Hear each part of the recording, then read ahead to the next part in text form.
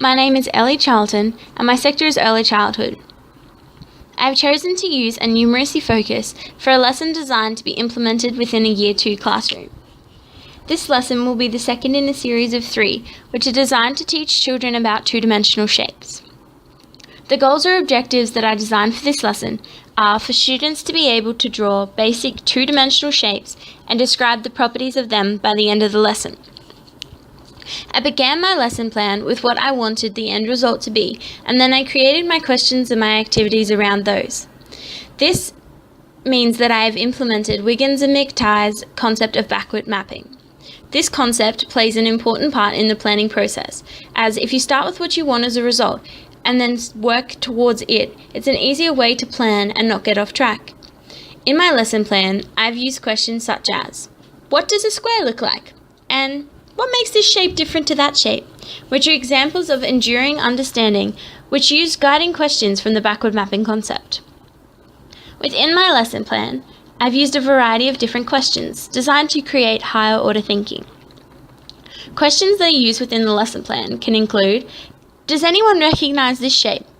Can anyone tell me what this means? Can you demonstrate this? Can you please explain to me? Why do you think it's like this?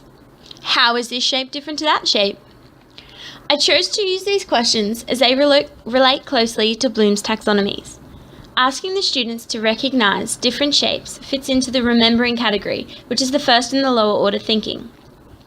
I then asked students to compare the shapes, which helps to move them up into the understanding category. By the end of the lesson, students have moved into the analyzing category by me asking them to demonstrate what they have learnt. The analyzing category is the last within the lower order thinking categories. By doing this, it sets them up for them to move into more higher order thinking categories for future lessons. I have utilised a variety of resources to plan my lesson. These are the Australian Curriculum for Year 2 Numeracy, a consultation with Linda Charlton, who is a current teacher at St Joseph's Primary School in Stanthorpe, Bloom's Revised Taxonomy by Anderson and Crathwell, Wiggins and McTighe's concept of backward mapping, and Eric Frangenheim's Reflections on Classroom Thinking Strategies, which I have taken ideas from his book and based my activities on. I have chosen the explicit teaching approach for this lesson plan. Students learn in many different ways, which means we have to alter our teaching or delivery of content slightly to suit individual needs. Vygotsky's zone of proximal development is used to determine what the students can do without help and what they can do with help. This influenced my lesson plan, as I have used activities to gauge what they know and what they need more clarification on. This helps make sure that no student is left behind and all students end up at the same level eventually. Explicit teaching is structured and used to challenge, but also to support students through lessons to achieve their learning goals. Bloom's Revised Taxonomy by Anderson and Crathwell will tie into this well, as it is structured and students can move up the levels with the challenge and support of the teacher. They can't move confidently into higher order thinking without the support and understanding of the lower thinking elements. You can't walk unless you've crawled. The same goes when you're learning. You have to have the basics before you can move into the higher orders. The lesson began with a clear statement of lesson goals.